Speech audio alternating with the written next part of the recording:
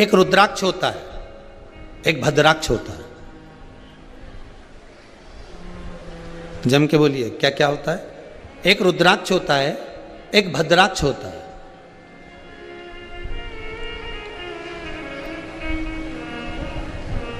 दोनों में एक अंतर होता है,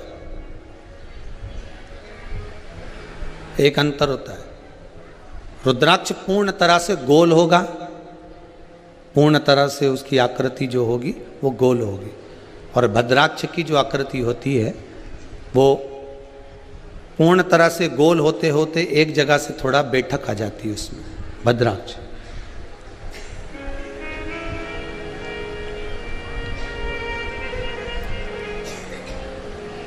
असुर जिस समय तप कर कर कर हार जाते थे, असुर जब साधना करते करते हार जाते थे और भगवान का आशीर्वाद नहीं मिलता था, भगवान का कोई वर प्राप्त नहीं होता था, भगवान से कोई आशीर्वाद मिल नहीं पाता था, जब सब जगह से हार जाते थे, तब असुर शंकर जी द्वारा निर्मित उसी रुद्राक्ष का एक क्रम भद्राक्ष का स्मरण करना प्रारंभ कर देते।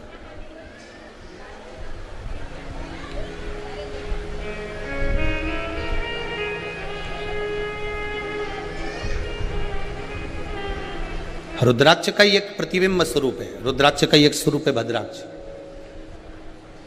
4 जगह पर काम आता है भद्राक्ष।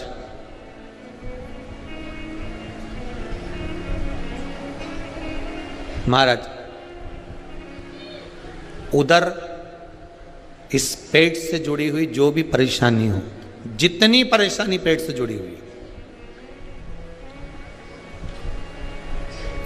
चाहे उदर के अंतर्गत कोई गांठ पड़ गई हो, कोई थैली में गांठ पड़ गई हो, महाराज डॉक्टर बोल रहा है कि इसका ऑपरेशन कराना पड़ेगा, या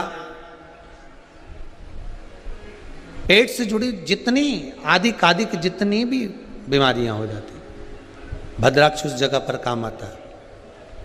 केवल 3 दिन तक भद्राक्ष का जल, भद्राक्ष जो है पानी में उसको डाल दिया जाता है, और भद्राक्ष का जल शंकर पर ना चढ़ाकर केवल अशोक सुंदरी वाली जो जगह होती है, आपको पहले भी वर्णन किया अशोक सुंदरी की जगह का, कि जैसे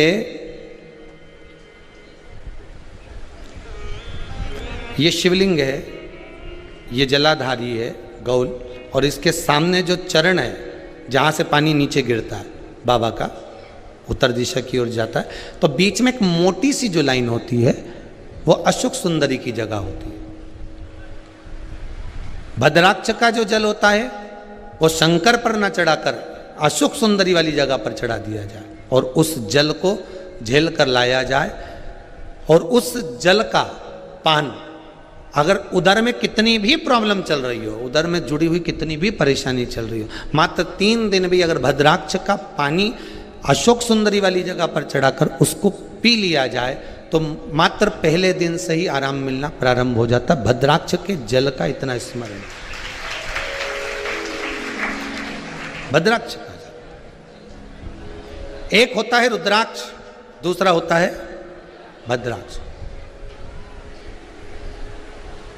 उसके जल का मूल महत्व है। तप साधना में रुद्राक्ष मूल है, तप साधना में रुद्राक्ष की मूलता है।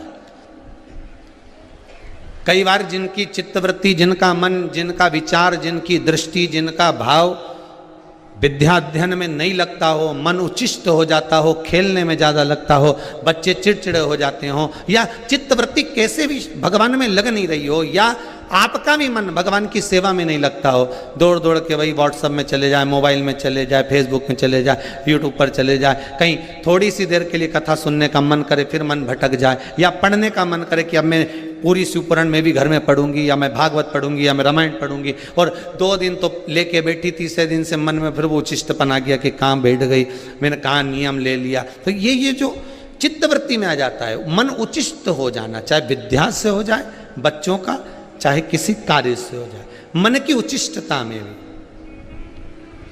रुद्राक्ष बड़ा काम का है। यहां रुद्राक्ष की मूलता है। शहद में 9 मुखी रुद्राक्ष को डाल दिया जाता है शहद के अंदर, रात्रि भर उसको शहद में ही रखा दिया जाता है। और उस शहद को जब आप भगवान शंकर का स्नान कराने सवेरे के समय पर जल लेकर शिव जी के मंदिर जाती हो, तो सबसे पहले उस रुद्राक्ष को निकालकर शंकर जी की जो जलाधारी है उस पर रख दिया जाता है और उस शहद को शिव जी पे चढ़ा दिया जाता है। उसी शहद को उठाकर लाया जाता है और बाबा का शुद्ध जल से स्नान कराकर बाबा का पूजन कर कर, दूध दही जो भी आप समर्पित करना चाहते हो, पंचामृत आदि बाबा को समर्पित कर कर रुद्राक्ष और शहद को वापिस लाया जाता है। उसी शहद को मात्र 11 दिन तक आप चाटना प्रारंभ कर दीजिए, आपको कोई नहीं कहेगा कि पढ़ने बैठो, आपकी चित्तवृत्ति स्वयं विद्या में लग जाती है, आपको कहीं जाने की जरूरत नहीं। रुद्राक्ष शंकर का वो अश्रु है, रुद्राक्ष मेरे बाबा का वो अश्रु है, रुद्राक्ष मेरे कालाधिपति का वो सुंदर अश्रु है जिसके बल पर जीव सब कुछ प्राप्त कर सकता,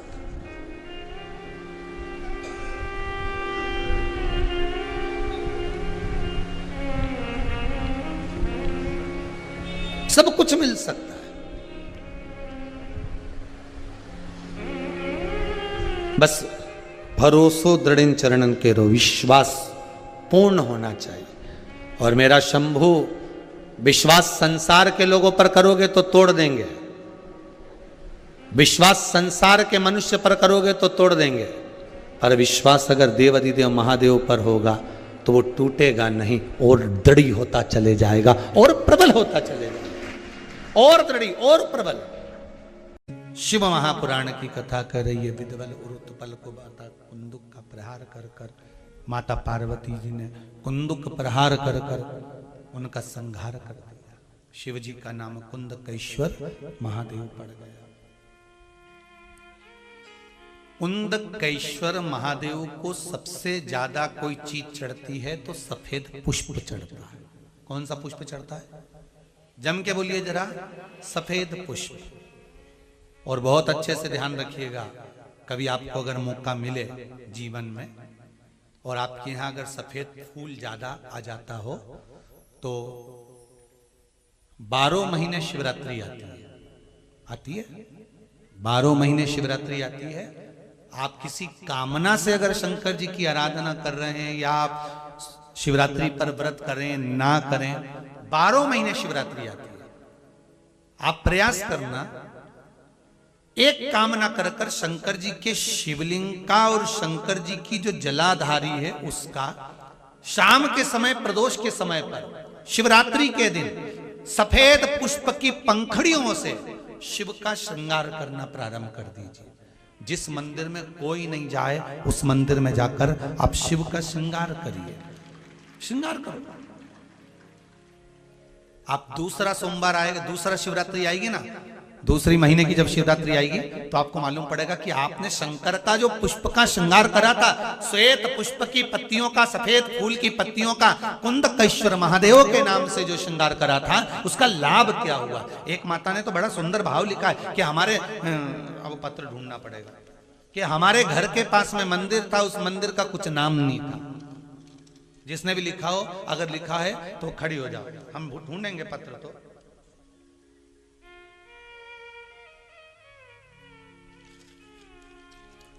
उन्होंने लिखा है कि हमारे घर के पास मंदिर था, मंदिर में शंकर जी का कोई नाम नहीं था, हमने पहली बार कुंदकेश्वर महादेव का नाम सुना था। जब कुंदकेश्वर महादेव का नाम सुना तो उन्होंने पत्र में लिखा है, गुरुजी हमने शंकर जी के मंदिर का नाम कुंदकेश्वर रख दिया।